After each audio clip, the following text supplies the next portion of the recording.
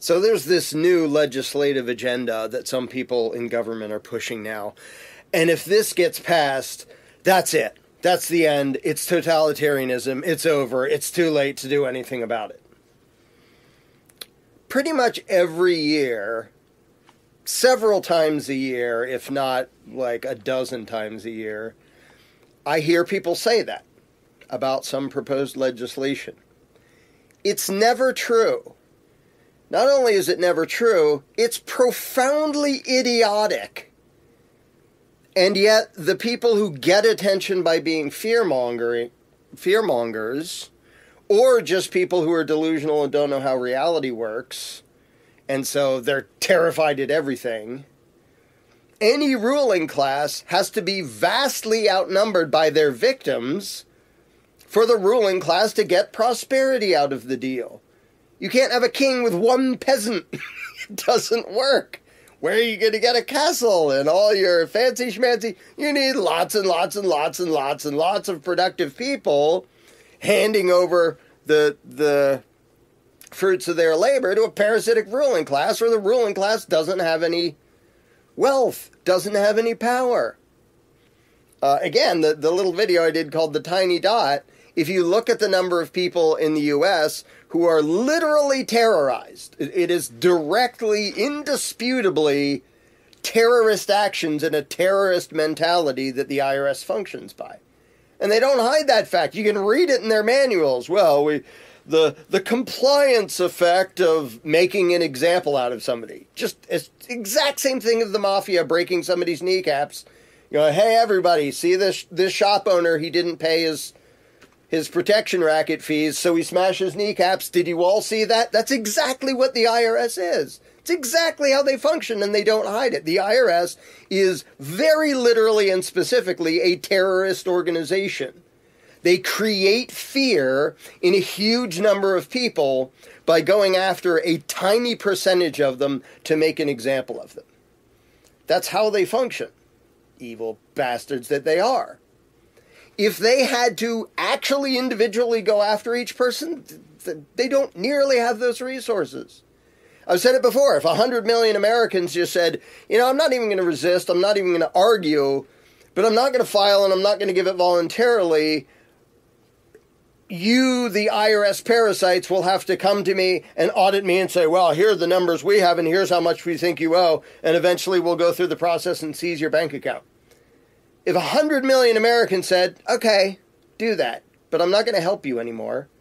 You're not going to terrorize me into helping you rob me.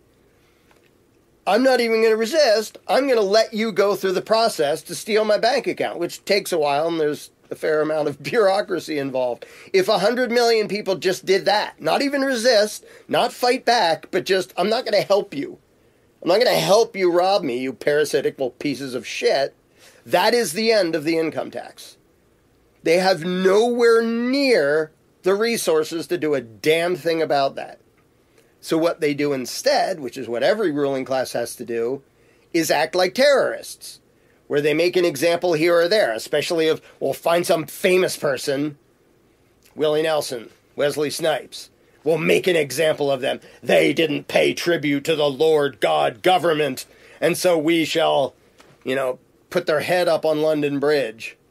Exact same mentality, it's just not quite as brutal and openly violent anymore. We caged this guy because he didn't pay tribute to us. Okay, you terrorist pieces of shit. But if the terrorism doesn't work anymore and people just go, we don't care. And by the way, we may resist too. But even just non-compliance, if the terrorism doesn't work, that's the end. Yeah, it's just so frustrating to watch pro-freedom people helping with the agenda of the government pretending it's all-powerful. No, it isn't. And every time I see, like, this week, it's like, have you seen Project 2025? That's the end of the world. And I looked at it, I was like, that's not even worse than the normal. Like, literally everybody who's a statist advocates that their priorities and interests and preferences and beliefs be forced on everybody else by way of government. That's what it is to be a statist.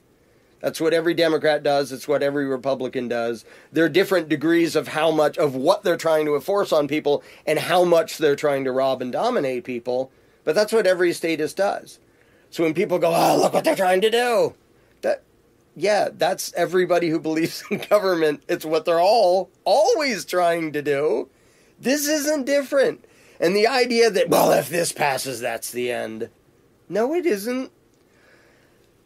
And the people who think that really don't understand that the mentality of the people is the thing that matters.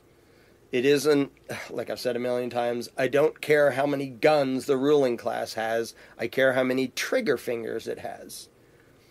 And if more and more people go, I don't want to be a cop, which is happening, and more people go, I don't want to join the military, which is happening, the power falls apart more and more. And the more people there are willing and able to disobey and resist, the weaker the state gets. And the fewer people there are willing to mindlessly enforce the dictates of a ruling class, the weaker the ruling class gets. Both of those are happening. So the idea that legislation is the thing that we should give a crap about, no, it's not. It never has been. And so even that is government admitting how little power they actually have. And even a bunch of pro-freedom people don't notice that. They don't even notice how the normal people, most of whom are still statists, still hold all the power because ruling classes get all of their power from their peasantry. It's like the guy who owns a slave plantation. He's rich because he has a bunch of obedient slaves. If the slaves just leave one day, slave master's in deep shit. And that's where mentality comes in. And the mentality of people, even though most are still statists, has been going more in the direction of voluntarism than ever in the history of the world.